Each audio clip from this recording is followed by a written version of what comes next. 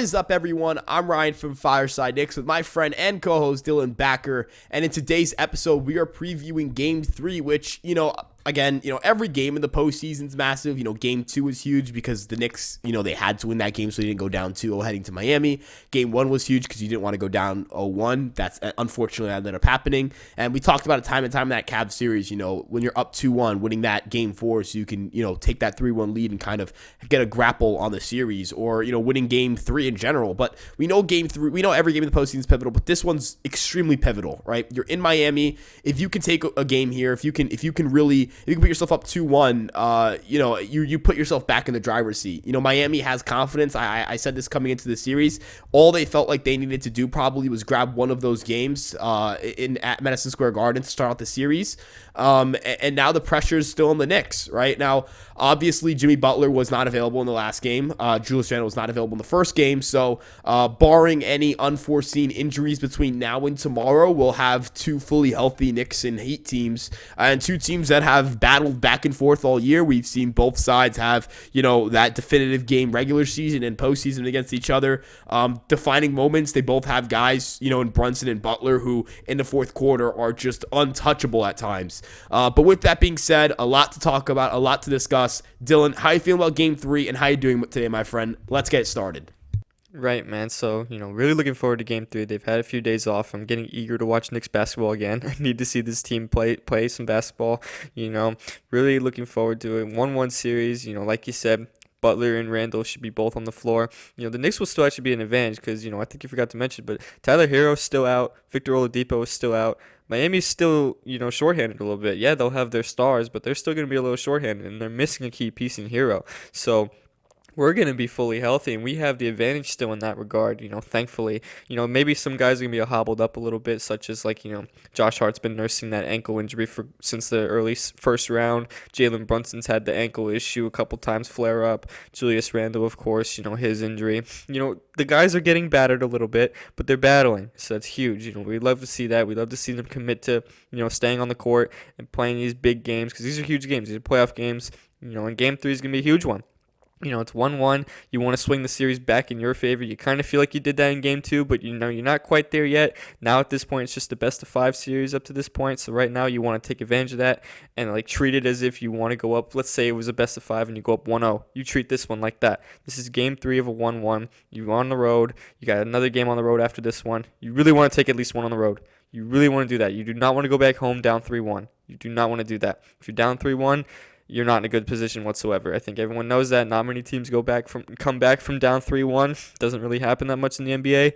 You don't want to do that. You just got to take at least one on the road. I would love it if they can take both on the road, because if they can take both on the road, then this is their series to lose at this point. But right now, we just got to look at Game 3. You don't want to look too far ahead.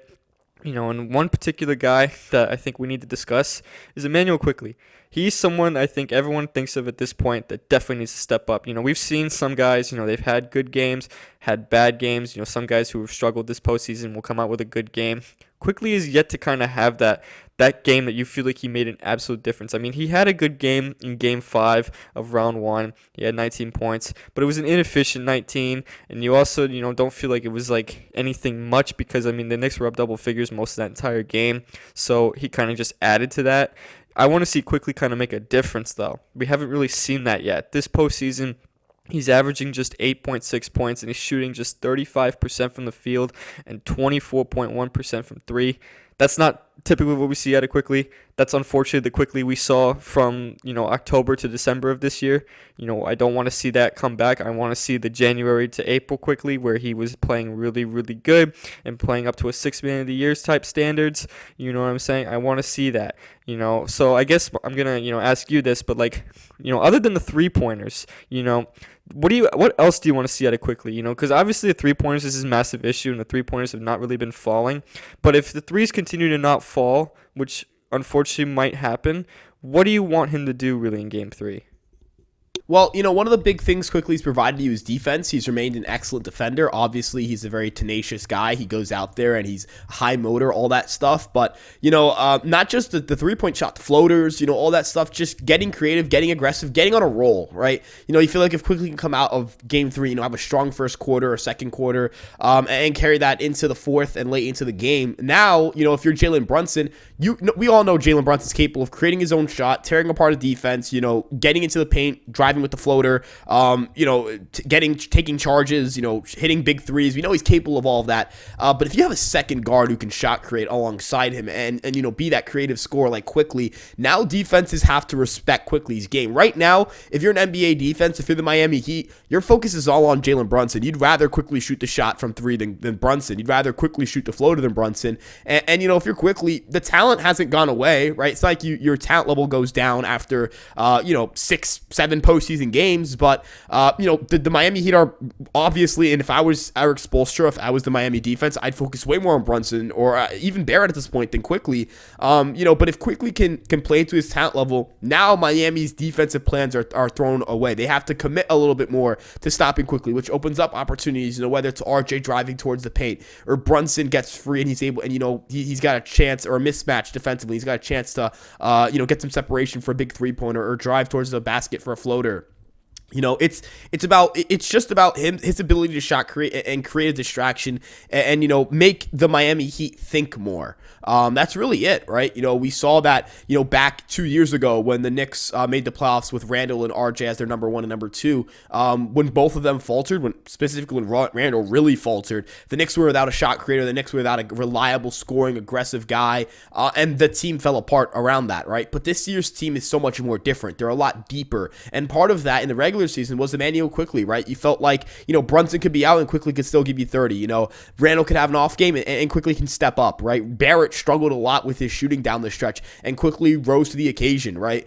It feels like this team, their offense hasn't clicked yet in this postseason. They've had big wins, they've had defining moments, they've had defining performances, but they haven't as an offense necessarily clicked. And as you mentioned, not just the three-point shot, but everything in general for Quickly just hasn't been there. And if he can just click, I'm not saying, get the numbers up on the postseason, the total to his regular season numbers, because that's going to take an offensive explosion, but give me the efficient 16, 17 points with a bunch of, with a lot of them in big-time moments and in late-game situations. Just give Miami something else to think about, and that'll carry over into other games as well. But with that being said, I think the focus of every game you're going to play for the New York Knicks at this point is going to be the health of Julius Randle. I know what I'm getting from Jalen Brunson. If he plays poorly, this team's obviously not going to play very well, but I feel confident in his consistency. Josh Hart can impact the game positively even without playing well offensively. And I feel the same way about Quickly. I still think Quickly is a positive contributor even when he's not shooting well.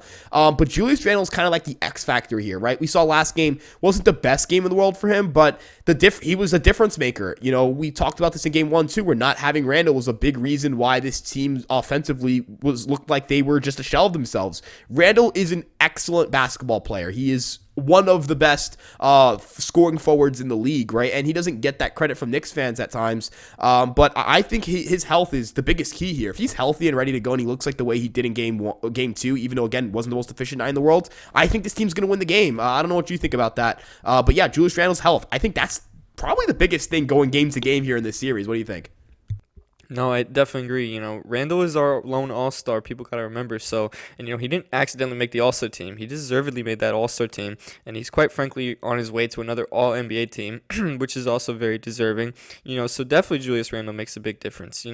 Game 2, we saw a great performance out of him. Like you said, it wasn't like, the best performance we've seen out of Randle ever. No. You could argue it was his best playoff performance, though, ever. 25 points, 12 rebounds, 8 assists, just impacting the game in many ways that you didn't have in Game 1. You didn't have that physicality in Game 1. You didn't have all that rebounding in Game 1. You had less playmaking in Game 1 because you were missing him. It's a lot of stuff you're missing. And, of course, the scoring as well, it takes a hit when you don't have him on the floor. He averaged 25 points a game. That's no mistake. He's that good. You know what I mean? So Having him back on the floor was huge for game two.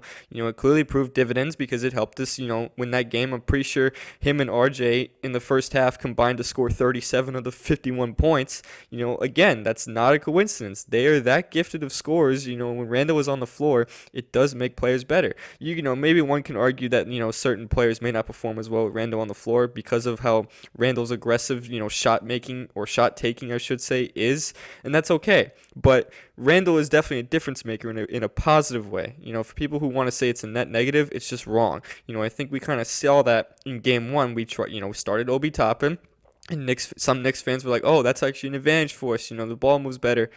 Yeah, but, there are still things you're missing out of it. And that's not discrediting Obi Toppin. Obi Toppin and Randall are just two different players, two completely different players that impact the game in different ways.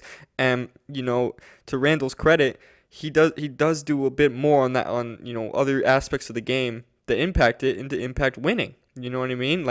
It's no coincidence that the 2 years that Randall has had these all-NBA seasons, we've been a playoff team. People forget in 2021, he basically carried us to that playoff appearance. You know what I mean? We started Alfred Payton and Reggie Bullock in the starting lineup and made the postseason strictly because of Julius Randle. I'm just being honest. RJ Barrett had a good season that year, but it was strictly because of Randall. If Randall was not there, or if Randall didn't even play up to that standard, we're not making the playoffs that year. And you could argue, too, that if he's not playing as well as he was this year, we're not the 5th seed. We may be looking at a play-in spot, if anything. So just looking at that, he does make a massive difference. People got to realize that. Another thing I'm looking at right here, this is kind of, shifting gears a little bit here, but, overall, like you said, the Knicks have not been playing the prettiest basketball this postseason, yet they're 5-2 overall. I have the stats in front of me. Amongst NBA teams that are still in the playoffs, they rank dead last in field goal percentage, three-point percentage, and free throw percentage. They rank dead last in every single shooting split you can imagine, yet they're still 5-2 in the playoffs. Yes, it's a good thing they're winning those games, but of course you want the shots to fall, because if you're shooting that bad, it's not going to get you a far run in the playoffs. Right now it's got us to the second round, but if you continue to shoot that poorly, you might not even get past this round. We saw in game one, their poor three-point shooting kind of killed them. They probably would have won game one if just a couple more threes fell. I saw a thing, JJ Redick even said that Josh Hart texted him after game one and said, if I just hit a couple more threes, we would have won that game. He's absolutely right. If they would have just hit a few more threes, they would have won that game. Miami didn't necessarily kill you in game one. They kind of beat themselves. The Knicks here I'm talking about, they kind of beat themselves in game one. In game two, they bounced back, shot much better from three. I think they went 16-40 from three. That's what I like to see. I want to see that continue. I don't want to see it slow down. So, I guess my question to you is kind of just, obviously we want to see the shots continue to fall, but, let's say worst case scenario, they kind of slip a little bit and they don't hit as many shots. What do you want to see them, kind of just do to kind of, help them win this game, because this is a big one. And, playing on the road with a tougher defense, they're going to play more physical. So you can't expect them to shoot amazing again. You can't, and teams are also going to come out more aggressive after a loss. So that's what I kind of just want to hear your take on. Yeah, I think that end of the day, we're looking at a Knicks team that has, despite, as you mentioned, all the offensive struggles, they're currently the best team in the postseason in terms of defensive net rating or defensive rating. So they've done their job defensively, but as you mentioned, just hitting a couple of shots here and there. They don't have to shoot 40-something% from three on 40-something attempts. If they shot 35% from three in game one, they win that game handedly. If they shoot 35% from three today or better, I think they win the game, right? Barring a defensive collapse that I'm unaware of. But, again, Randall, the Knicks, if you look at the Knicks offensive rating with him off the court, it's 115, which is good, right? Don't get me wrong. But with him on the court, it's 120.1, right? That's going from, borderline top 10 offense to by far the best offense in the NBA. Yes, they take a step back defensively with him on the court. I understand that, right? 117 offensive rating for the opposing team, but you also have to factor in the fact that, the second unit is a little bit more competent defensively. The big issue with the second unit, and I say issue in quotation marks, was that they were getting great defensive play, but not enough offensive play. So it's kind of a difference in the styles of the first unit and the second unit. But it's not like Randall's a turnstile, right? Like Toppin genuinely gets overmatched by certain guys, and he can't handle some of those matchups, right? But but Randall is a competent player in that regard. I think he's I don't think he's a great defender, but I think he's a presence in the paint that you have to respect. And I think his offense, of course, creates more spacing. It gives, again, Miami way more to think about because he can pull it from three from anywhere, right? And he will. That's the thing. It's not that he can't. He will, right? Again, you mentioned the offensive regression sometimes can play to his negative, but, I think this year, at least for the most part, I think it's played to his benefit because teams have to respect him. They can't just say, all right, we'll give you some space from three. He'll pull up from anywhere. Obviously he won't pull it from the logo, but, he'll pull it from almost anywhere on the court. He's an aggressive scorer, and you've got to have a guy on him. And when you also have to have a guy on Brunson, and now you have to have a guy on Barrett right now because of the way he's scoring, it creates a lot of issues for Miami. It creates defensive collapses for Miami. And Miami, it's not like Miami's played terrible defense in the series or has played terrible defense as a whole. They ran into a really good Bucks team, and they were able to take them down. And that's because they were able to make the right defensive plays. They've shot extremely well in the postseason. They're shooting 60.8% in terms of true shooting percentage, only behind the Boston Celtics. So if the Knicks can continue to put defensive pressure on them, and throw them off their game, I think they're going to go out and win, right? I think they can go out and win, as you mentioned, if they just hit some threes. They don't even have to be excellent. They don't have to be great.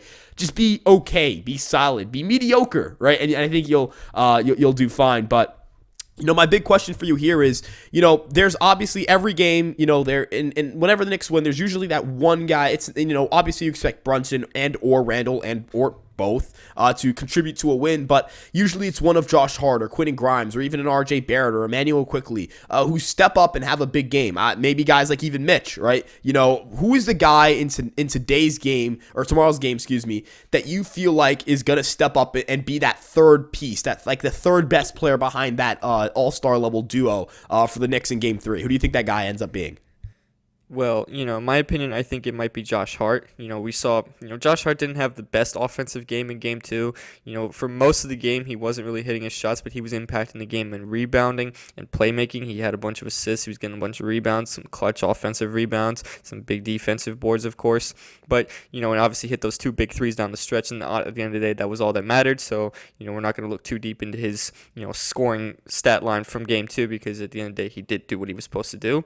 But I'm hoping, for Game 3 that he just has an even bigger game. Not expecting like a 20-point game. He's not the type of guy that does that every night, but I'm hoping for like, an efficient like 18, 17 points, a couple threes, get a lot of rebounds. I'm expecting double-figure rebounds. I'm expecting double-digit rebounds. He plays aggressive. He's the type of guy who wants to win. This rest period will hopefully, let him, kind of heal up that ankle issue that was kind of nagging him a little bit. Hopefully it's not as much of an issue now, but, let's just hope that like he can continue to get those big rebounds when we need him to, make those big plays with the ball, with the playmaking and good passing and all that stuff. Transition offense too, of course. He's great in transition on the layups and stuff like that. I'm expecting a decent game out of him. Expecting a very good game out of him. And if you want me to pick another guy who would kind of, hopefully have a big game, it's going to be Mitchell Robinson. Mitchell Robinson had a bit of a quiet game, too. Not many people really talked about it because Isaiah Hartenstein really stepped up and came through with those big offensive rebounds in the fourth quarter. But Mitchell Robinson did not have a good game, too, in my opinion. He only had 6 points. He only had 5 rebounds. And this was a rarity. He had no blocks or no steals. That's a rarity for Mitch. He's usually always that presence in the paint who's always getting a couple blocks or a couple steals a game. He didn't have any of that on Tuesday in Game 2. He only played 20 minutes as well because he was getting into foul trouble early. And Isaiah Hartenstein was clearly just, the better matchup at the time for guys like Bam or Caleb Martin, the smaller lineup that they were trying to run against us.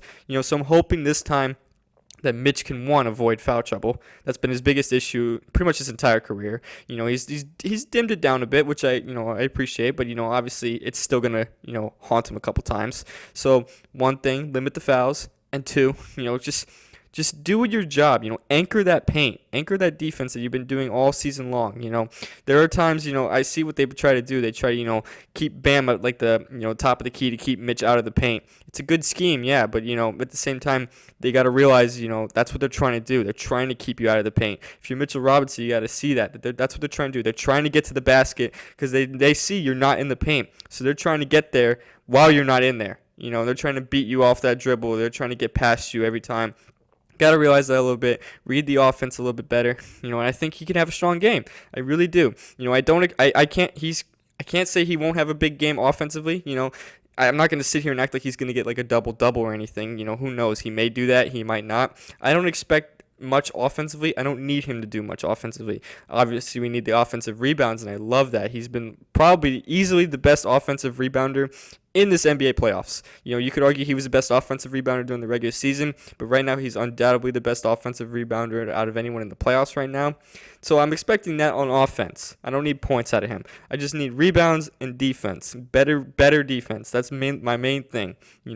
He got kind of played off the floor in game 2, so I'm really hoping in game 3 that he comes out strong, has a much better defensive performance. I don't need a bunch of blocks or steals. I'm not saying blocks or steals are quintessential, but when he doesn't have blocks or steals, you could tell that means something's off. Something's not right with him. This clearly was not a good game for him, and I'm sure Mitch would 1,000% agree with that. So, I guess my question to you is, Ryan, what are you hoping Mitchell Robinson does in game 3? I think he's a guy that we really need to discuss and needs to step up. Yeah, no, I actually, when I presented this question to you, I was actually thinking of bringing up Mitch myself.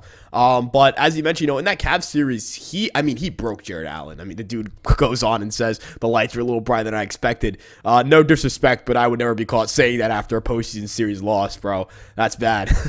But he straight up, the Cavs had not just one, two dominant interior figures defensively, and Mitch was just ragged on some of them dudes. So, I'm not saying Bam is a guy you don't respect. Bam, you got to respect Bam. That dude is one of the best centers in the league, one of the best interior presences in the league. He's excellent at what he does. But if Mitchell Robinson can slow him down and create some disruption and establish the advantage in the interior for the Knicks instead of the Heat, that's going to go a long way. Look, the Knicks, as you mentioned, the Heat don't have Tyler Hero. That's part of their spacing, right? The Knicks have a lot of their shooters still. Some of them aren't hitting their shots, but if they do hit those shots, you're going to have the spacing advantage and also the interior advantage. It's hard to see yourself losing a ball game like that, right? So, I really do think Mitchell Robinson's impact, as you mentioned, defensively, offensively, getting offensive boards, getting some blocks, and making some critical defensive plays could end up changing the tide of this series. And this game 3 is going to determine a lot for this series. So, with that being said, though, what are your like final predictions for this game going into game 3? I'll keep mine brief. I think the Knicks are gonna. I don't think they're going to have the offensive breakout necessarily. I feel like it's kind of hard for me to predict it. And, because every time I do, it doesn't really happen. So I'm going to say it's a slog fest, more of like a 108 to like 102, 103 win. I think them and Miami are going to, it's going to be a slog. It's going to be a grind to get points. That's kind of just the style of basketball these two teams have played against each other. Miami really shot the lights out against the Bucks, but against the Knicks, it's been a different story. And the Knicks haven't really found their shot all postseason. So until they prove me otherwise, I'm going to continue going with low-scoring games. What do you think about that? Well, if there's anything we've learned from really sports entirely this year, it's that you can't predict them at all whatsoever, and that you really can't just assume something's going to happen because, quite frankly, all 2023 sports have been the definition of unpredictable. But, to talk about this game specifically for Game 3, I agree it's going to kind of be like, not the cleanest game you ever see. It won't be like an offensive explosion. It won't be anything like too crazy. But I can expect a Knicks win. I can expect like, something similar to what you said, like a Knicks win like 105 to 101 or something like that. I don't think it'll be a blowout, but I also don't think it's going to be like, final second, final shot type game where it's going to go down to that literal last shot. I feel like the Knicks can get in control of this one. I do, especially after, they really want to be the ones to knock out Jimmy Butler this series. They really want to make a statement that they can win these playoff games on the road, no matter how intimidating they may seem, that those atmospheres may seem. So looking at that, I just hope the Knicks can, have a good game. That's all I want. Play their brand of basketball, hit a few threes. They don't need to shoot 40% from 3 like you said. You can't expect that every single night, but don't shoot like 20% from 3 again like you did in game 1. Just shoot decent from 3, hit your shots, get those rebounds, play good defense. In game 2, they kind of struggled with 3-point defense a little bit. It was kind of annoying me a little bit as a fan watching it. So, looking at that, I just hope they can limit Miami threes a little bit because, you don't want to get killed by a 3 ball. You do not want to get killed by that. So just looking at that, hoping for good defense, good offense, solid offense. I can't expect crazy good offense because, like I mentioned before, when you go on the road into a different atmosphere in the playoffs, those teams are going to be playing fierce, especially in a scenario like this where it's 1-1 and they kind of need to take at least, and if you're Miami, they need to take at least one game while they're at home. They're going to be looking to really stop these guys. They're going to be playing hard. They're going to be playing physical, especially if Jimmy Butler is back on the floor. They're going to be playing even more physical. So you guys got to do your thing. Do your thing and combat all that as best you can, and just do what they've been doing all season up until the playoffs from February up to April when they played great. Do that. Obviously the shots have not been falling as efficiently. We all know that at this point. Just need a good game. That's all I want. Those are kind of my final thoughts on it. Yeah, end of the day, look, this is going to be a grind. It's going to be a battle for the Knicks. There's no game Miami's going to let them have easily, or at least I'd hope they get it. I'd hope Miami would make it easy for the Knicks to win. That'd be nice. A lot, good for my heart rate. But I don't think they're going to make it easy for this team, and I think the Knicks are going to have to battle anytime they want to grab a win in this series. But with that being said, let us know what you guys think in the comment section below. We'd love for you guys to join in on a conversation. You can join in, in the comment section below. Make sure to like, comment, and subscribe, and turn on post notifications so you know when we post. But we're also on TikTok, Instagram, and of course Twitter, so you guys can also join the conversation there. So make sure you guys are active. We're always talking about the Knicks. You guys can follow us on our personal Twitter accounts, and of course, if you guys ever want to talk Knicks or whatever in terms of New York sports, we're always down to. And of course, we appreciate your guys' support. We're on the road to 500 subscribers. You guys in the next episode. Peace out.